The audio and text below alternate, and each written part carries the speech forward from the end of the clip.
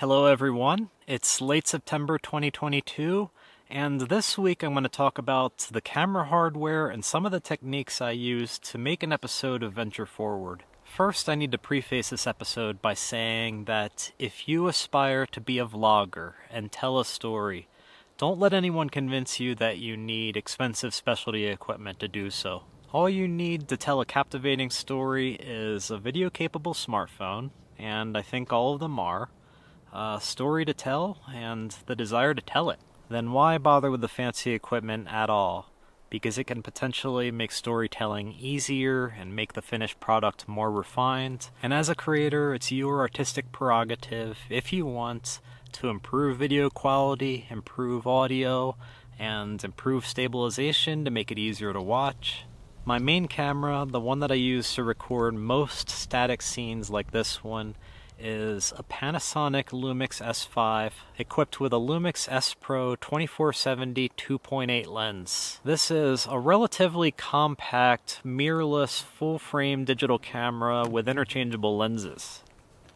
If you love photography and artistically composed scenes, then the Lumix S5 is a great choice for you.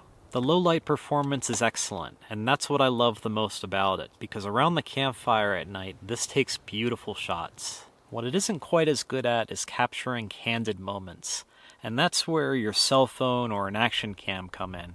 There's a wave coming! There's a wave coming! Are you gonna touch it? Are you gonna touch it? Can you touch a Pacific? Oh no! Oh no! Oh no! First time in the Pacific! Good job, Mr. Puppy! These two devices tell the better story in my opinion because they capture the candid moments. They're easy to use, this is always on hand, you can have them recording in seconds, they make your scenes more organic, more personable. Video and audio quality are getting better every year, and the best camera is the one you have. This is my GoPro Hero 8 Black, and I'm a big fan of these things. It's a Swiss Army knife for content creation. It doesn't look like much, but it takes good 4K video, and it's been smacked off of rocks a few times, and it's still going strong.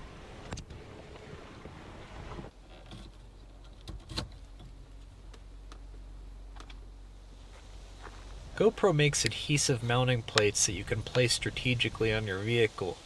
I put one on top of my winch, which gives me a great first-person view perspective of the terrain that I'm driving over.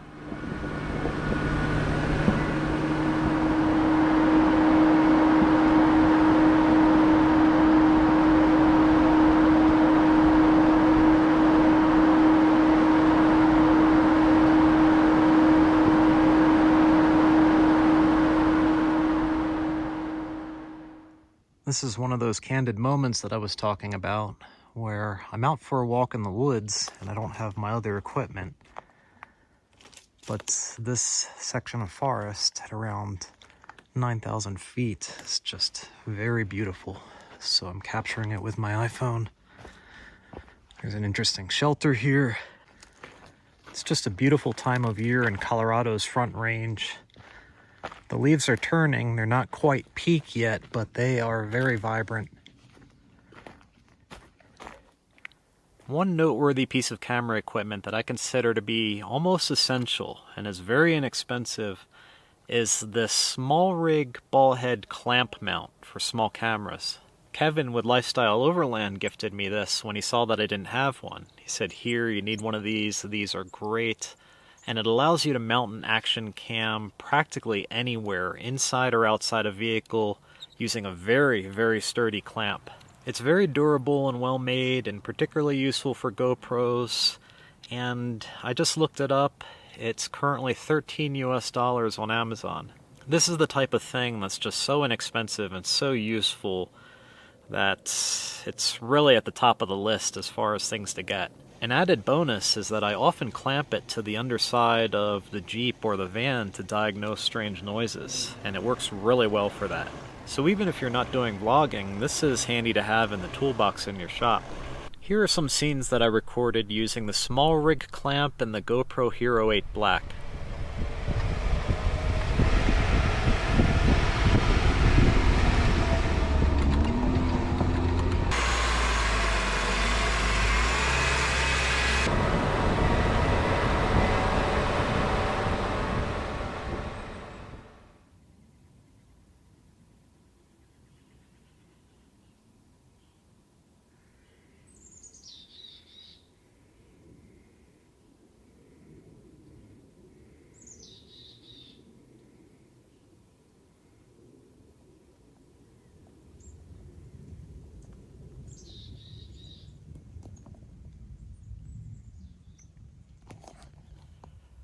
For tripods, which are essential particularly for solo recording, I gravitate toward lightweight travel tripods. I don't do any studio recording. I do a lot of hiking and backcountry, so my tripod has to be compact, lightweight, and sturdy enough to support the Panasonic Lumix S5.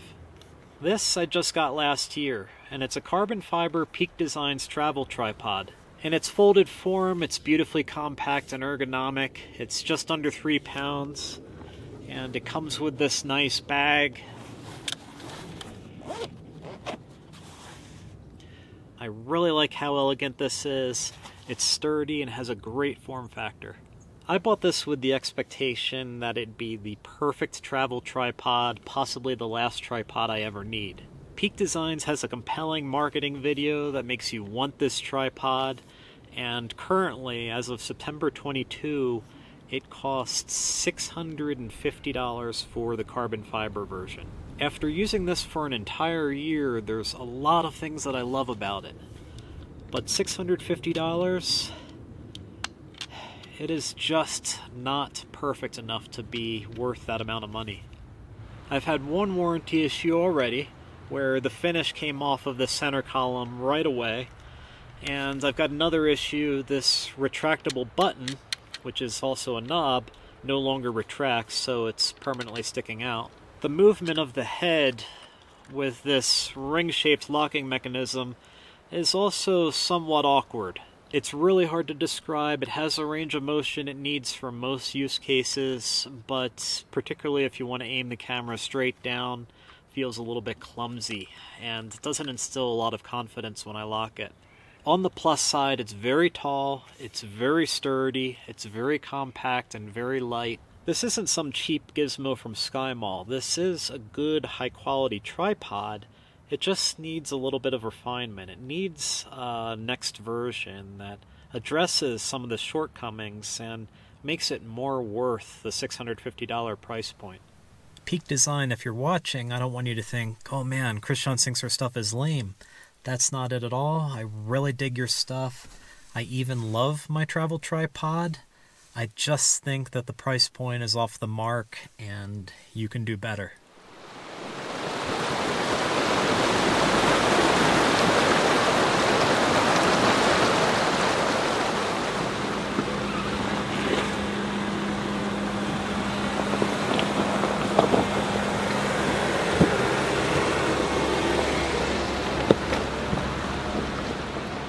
Alright, moving on to microphones.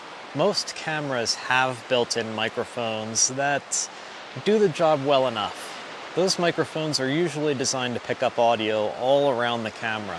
And it doesn't take too long for you to realize their shortcomings, especially if you spend a lot of time in the great outdoors and you're not in controlled conditions. There might be excess wind, other people making noise, vehicles driving by, or a nearby stream. If you watch early episodes of Venture Forward, maybe 5 years ago, I had the most trouble with wind noise because I was only using the microphone that was built into the camera. California! I have no idea which way I'm going right now, except that way. After far too long, I finally upgraded to an external microphone. And this is a directional shotgun mic with a fuzzy windshield. This does a great job at isolating someone's voice when you aim it at them in almost all conditions. Not only that, but it also records very full, natural sound. This is a Rode VideoMic Pro Plus. It's a powered microphone, it has a battery in it, it plugs into most cameras, it has a cold shoe mount. If you're vlogging and you're talking to the camera a lot, or you're outdoors and you want to record a lot of natural sounds, then I totally recommend this exact microphone. I think you'll be very happy with it. The GoPro Hero 8 records surprisingly good audio with its built-in microphones, and I imagine newer models of the GoPro are probably just as good. Is that a safe assumption? I do often use this without an external microphone if I'm in a quiet environment, but I do still recommend using an external microphone with a GoPro because sometimes circumstances call for it. To do that, you need a GoPro Media Mod Kit, which is a bracket that wraps around the GoPro, and it gives you an external microphone jack, a USB hookup, and I think that's HDMI. Slide the GoPro in there like that. Shut the door. And now you can plug in an external microphone. This is a Rode VideoMicro. The Rode VideoMicro is a nice, high quality and affordable microphone. It's not powered like the Rode VideoMic Pro Plus, so its recordings tend to be a little quieter, but the sound itself is nice and crisp and clear. I get a ton of use out of the GoPro. It's a compact, jack-of-all-trades camera, and I highly recommend getting a media mod as well because it just adds to the utility of the camera.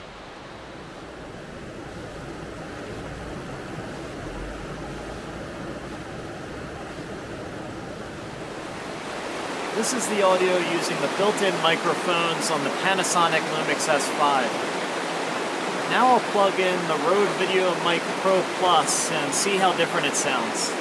It's still a very loud scene, but the Rode VideoMic Pro Plus picks up my voice a little bit better, and the sound is much more robust. This directional shotgun microphone does the best job at picking up my voice, while at the same time keeping the ambiance and the atmosphere of the audio behind me. Normally I wouldn't be talking to the camera with the microphone pointed directly at the falls. Finally, a more recent addition to my kit is this Rode Wireless Go 2. This is what I have clipped onto my shirt. This one's not active. There's a receiver about the same size as this clipped onto the top of the camera, and it comes with two microphones. And you can use one or both. You can use them in stereo or mono. So it's a bit of a Swiss Army knife of microphones. Now this is best at picking up my voice, and it doesn't capture the ambiance of the scene as well as the Rode VideoMic Pro Plus does. But I'm speaking very softly with this raging river behind me. Plus, this can transmit to the receiver about halfway across a football field unobstructed. This episode only covers equipment that I have experience with, and I have by no means tried everything. I like Panasonic Lumix cameras for artful videography, either the full-frame Lumix S5 or the Micro Four Thirds Lumix GH6. To oversimplify the difference between the two, the S5 is better in low light with somewhat larger lenses, and the GH6, I would say, is more popular among content creators with more portable lenses. Both cameras take beautiful video. You might also want to research Sony cameras as an alternative to Lumix, and DJI cameras and microphones as an alternative to GoPro and Rode. I do not have much experience with those brands, but I do know that they are also very popular among content creators. I will put links to all the things in the description for this video. Thanks for watching, and I'll see you next week.